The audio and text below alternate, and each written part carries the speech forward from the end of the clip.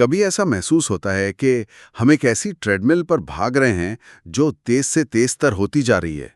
ہمارے پاس پہلے سے زیادہ سہولیات ہیں، تفریح کے لامحدود مواقع، معلومات کا سمندر، لیکن دن کے آخر میں ایک عجیب سی بے چینی، ایک خالی پن سا محسوس ہوتا ہے۔ خاص طور پر وہ لوگ جو بہت کچھ حاصل کر رہے ہیں، جیسے کامیاب طلبہ یا اپنے کیریئر میں آگے بڑھتے پیشہ ور افراد۔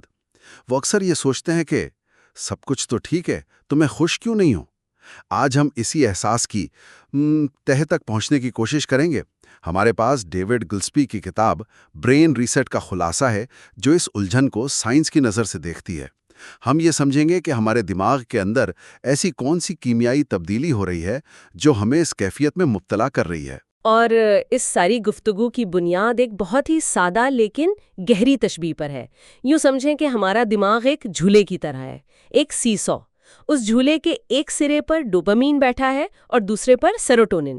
اصول بہت سادہ ہے، جب ایک اوپر جاتا ہے تو دوسرے کو نیچے آنا پڑتا ہے۔ بالکل۔ ہماری آج کی بے چینی کا سارا راز اسی جھولے کے بگڑے ہوئے توازن میں چھپا ہے۔ یہ جھولے والی تشبیہ تو بہت دلچسپ ہے۔ تو آئیے اس کھیل کو سمجھتے ہیں۔ ڈوپامین، یہ لفظ تو آج کل بہت سننے کو ملتا ہے۔ ڈوپامین ہٹ، ڈوپامین ڈی ٹاکس، آسان لفظوں میں یہ ہے کیا؟ ڈوپامین بنیادی طور پر توقع اور تحریک کا کیمیکل ہے۔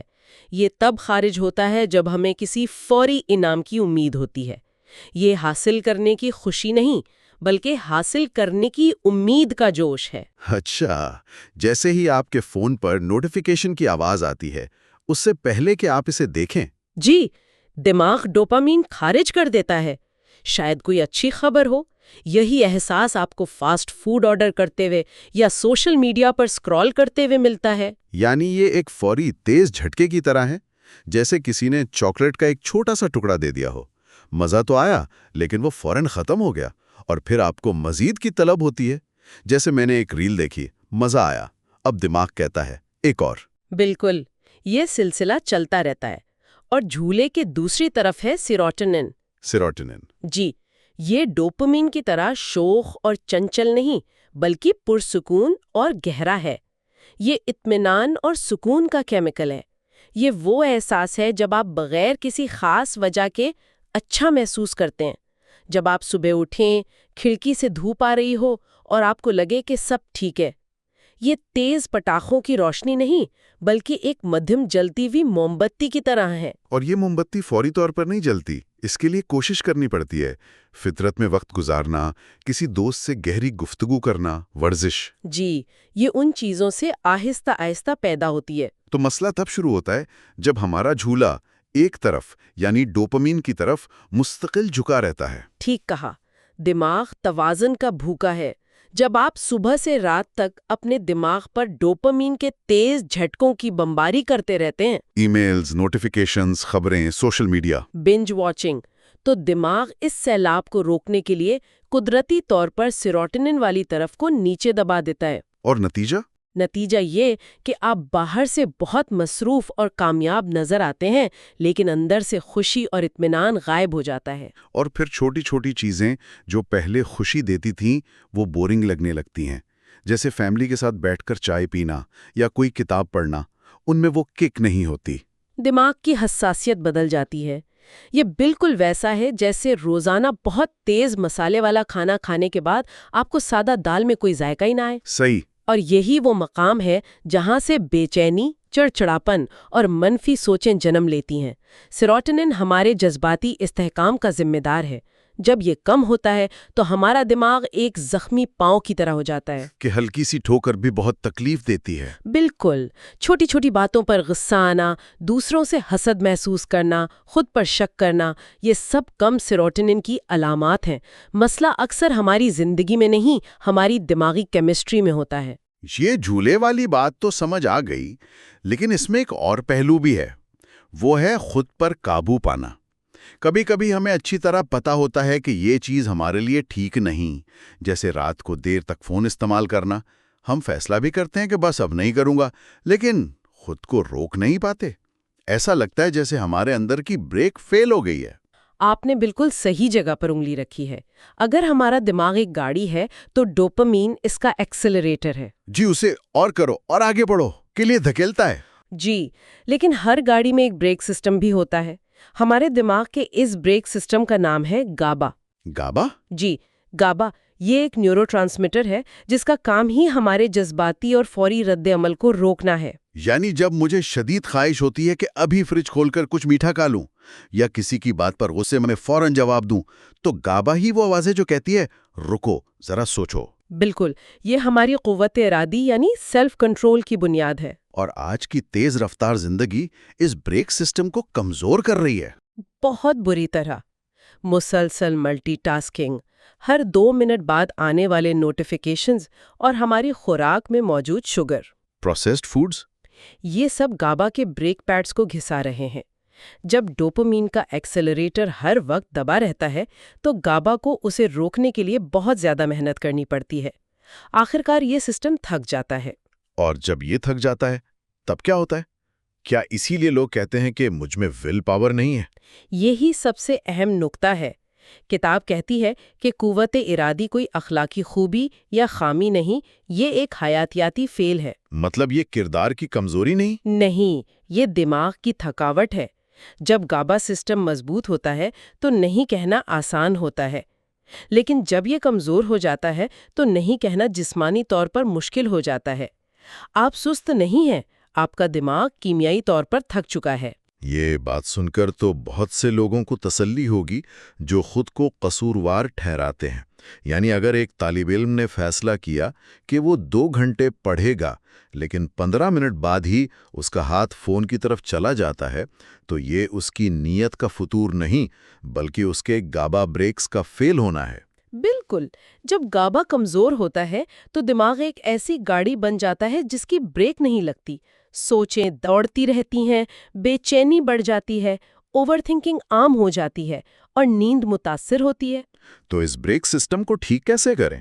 ایکسلریٹر سے پاؤں ہٹا کر خاموشی، گہری نیند اور ہلکی ورزش جیسے واکنگ یا یوگا گابا کو دوبارہ بنانے میں مدد کرتے ہیں. خاص طور پر خاموشی، بغیر کسی ڈیوائس کی چپ چاپ بیٹھنا گابا کی ٹریننگ ہے. یہاں ایک اور عجیب بات ہے جس کا میں اکثر تجربہ کرتا ہوں. کبھی کبھی میں خود کو فون پر کچھ دیکھتے ہوئے پاتا ہوں اور سوچتا ہوں کہ مجھے اس میں مزہ بھی نہیں آ رہا تو میں یہ کر کیوں رہا ہوں. یہ ایک بے بسی کا احساس ہوتا ہے، جیسے کوئی مجھ سے زبردستی یہ کروا رہا ہو. آپ نے کتاب کے سب سے انقلابی نقطے کو چھیڑ دیا ہے. وہ ہے چاہنے یعنی وانٹنگ اور پسند کرنے یعنی لائکنگ کے درمیان فرق. چاہنا اور پسند کرنا؟ جی، ہم سمجھتے ہیں کہ ہم وہی چیزیں چاہتے ہیں جو ہمیں پسند ہیں، لیکن سائنس کہتی ہے کہ دماغ میں یہ دونوں الگ الگ نظام ہیں. ڈوپامین کا تعلق چاہنے سے ہے. یہ آپ میں کسی چیز کی شدید خواہش، تڑپ اور طلب پیدا کرتا ہے. لیکن اس بات کی کوئی گارنٹی نہیں دیتا کہ وہ چیز ملنے پر آپ کو خوشی بھی ملے گی. یعنی آپ اسے پسند بھی کریں گے. واہ، یہ تو بہت گہری بات ہے. اس کی کوئی مثال دیں؟ سب سے عام مثال جنک فوڈ کی ہے. آپ کو برگر کھانے کی شدید خواہش ہوتی ہے، وانٹنگ. آپ کے دماغ میں اس کی تصویریں چلتی ہیں، منہ میں پانی آتا ہے. یہ سب ڈوپامین کا کھیل ہے. لیکن کھانے کے بعد اکثر کیسا محسوس ہوتا ہے؟ بھاری پن، سستی اور کبھی کبھی پچھتاوا. یعنی پسندیدگی یعنی لائکنگ بہت کمزور تھی. چاہت شدید تھی مگر نتیجہ خوشگوار نہیں تھا. اور یہی چیز سوشل میڈیا پر بھی لاگو ہوتی ہے. ہم اسکرول کرتے رہتے ہیں کیونکہ دماغ اسے چاہتا ہے، اسے اس کی عادت ہو چکی ہے. لیکن آدھے گھنٹے بعد جب ہم فون بند کرتے ہیں تو ہمیں کوئی حقیقی خوشی یا اطمینان محسوس نہیں ہوتا. ہم اکثر پہلے سے زیادہ تھکا ہوا اور خالی محسوس کرتے ہیں. چاہت پوری ہوئی لیکن پسندیدگی غائب تھی. اس فرق کو سمجھنا تو زندگی بدل سکتا ہے. بالکل. زیادہ تر بری عادتیں اور لتیں مزے کی وجہ سے نہیں بلکہ دماغ کی چاہت کی وجہ سے قائم رہتی ہیں. دماغ ایک پیٹرن سیکھ لیتا ہے اور پھر اسے دہراتا رہتا ہے، چاہے نتیجہ تکلیف دہ ہی کیوں نہ ہو. تو جب ہم اس فرق کو سمجھ جاتے ہیں تو ہم اپنی خواہشات کے غلام نہیں رہتے بلکہ ان کے مشاہدہ کرنے والے بن جاتے ہیں. آپ خود سے پوچھ سکتے ہیں، میرا دماغ یہ چاہتا ہے لیکن کیا یہ کرنے کے بعد مجھے واقعی اچھا محسوس ہوگا؟ اور برین ریسٹ کا مقصد اسی چاہنے اور پسند کرنے کو دوبارہ ایک لائن میں لانا ہے تاکہ ہم صرف وہی چیزیں چاہیں جو ہمیں حقیقی اور دیر پا خوشی دیتی ہیں. بالکل، تاکہ آپ کی زندگی کا کنٹرول آپ کے ہاتھ میں ہو، نہ کہ آپ کے دماغ کے پرانے آٹومیٹک پروگرامز کے ہاتھ میں۔ یہ سب ہمیں ایک بڑے سوال کی طرف لے جاتا ہے۔ اگر ہمارا دماغ اس طرح کام کرتا ہے تو ہماری جدید دنیا اس کمزوری کا فائدہ کیسے اٹھا رہی ہے؟ ہزاروں سال پہلے جنگل میں رہنے والے انسان کے لیے ڈوپامین ایک نایاب اور قیمتی چیز تھی۔ جو صرف بقا سے جڑی سرگرمیوں سے ملتی تھیں، جیسے کوئی پھلدار درخت تلاش کرنا یا شکار میں کامیابی۔ اور آج ہمارے پاس ہیں سپر سٹیمولائے۔ سپر سٹیمولائے۔ جی، یہ فطری محرکات کا ایک غیر فطری بڑھا چڑھا کر پیش کیا گیا ورژن ہے۔ یہ وہ مصنوعی چیزیں ہیں جو ہمارے قدیم دماغی نظام کو غیر معمولی شدت کے ساتھ وہی سگنل دیتی ہیں، جیسے ایک سیب میں قدرتی مٹھاس ہے جو ایک چھوٹا سا ڈوپامین سگنل دیتی ہے، لیکن ایک چاکلیٹ بار میں موجود پروسیسڈ شوگر، فیٹ اور نمک کا امتزاج ایک ایسا سپر سٹیمولس ہے جو دماغ کو ڈوپامین سے نہلا دیتا ہے۔ اور صرف کھانا ہی نہیں، سوشل میڈیا لائکس، سٹریکس اور نوٹیفیکیشنز، یہ بھی سماجی قبولیت کے سپر سٹیمولائے ہیں۔ ایک حقیقی دوست کی مسکراہٹ کے مقابلے میں سینکڑوں لائکس کا ڈوپامین رش بہت بہت زیادہ طاقتور ہے۔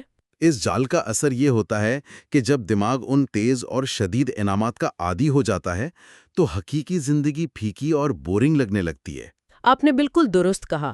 حقیقی گفتگو، ایک کتاب پڑھنا یا کوئی ہنر سیکھنے میں جو محنت اور صبر درکار ہے، وہ ان فوری ڈوپامین ہٹس کا مقابلہ نہیں کر پاتا۔ یہی وجہ ہے کہ لوگ اکثر کہتے ہیں کچھ اچھا نہیں لگتا یا میں کسی چیز پر توجہ نہیں دے پاتا۔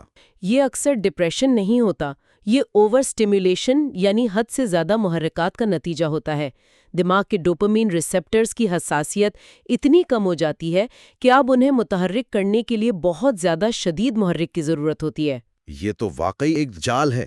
تو اگر کوئی اس جال میں پھنس چکا ہے تو اس کا حل کیا ہے؟ کیا صرف اعتدال یعنی ماڈریشن میں رہنا کافی ہے؟ جیسے لوگ کہتے ہیں کہ بس تھوڑا کم استعمال کر لو۔ کتاب اس معاملے میں بہت واضح اور دو ٹوک موقف رکھتی ہے۔ جب دماغ کسی چیز کا عادی ہو چکا ہو اور اس کی کیمسٹری بدل چکی ہو تو اعتدال ایک خوبصورت دھوکہ ہے۔ دھوکہ؟ جی، ری سیٹ کے لیے پہلا قدم مکمل پرہیز ہے، ایبسٹیننس۔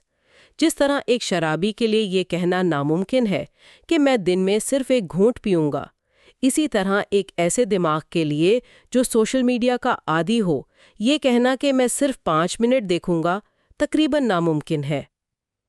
تو پرہیز کا مطلب ہمیشہ کے لیے ان چیزوں کو چھوڑ دینا نہیں ہے، بلکہ ایک عارضی ڈیٹاکس، ایک مقررہ مدت کے لیے جیسے 30 یا 60 دن مکمل بریک لینا، تاکہ دماغ کے تھکے ہوئے ریسپٹرز کو آرام کا موقع ملے اور وہ خود کو دوبارہ ٹھیک کر سکیں۔ پرہیز بہتر کیوں ہے؟ اعتدال میں آپ کو ہر وقت، ہر لمحے فیصلہ کرنا پڑتا ہے۔ کیا ایک اور ویڈیو دیکھ لوں؟ کیا تھوڑی سی چاکلیٹ کھا لوں؟ یہ مسلسل فیصلہ سازی دماغی توانائی خرچ کرتی ہے اور تھکاوٹ کا باعث بنتی ہے۔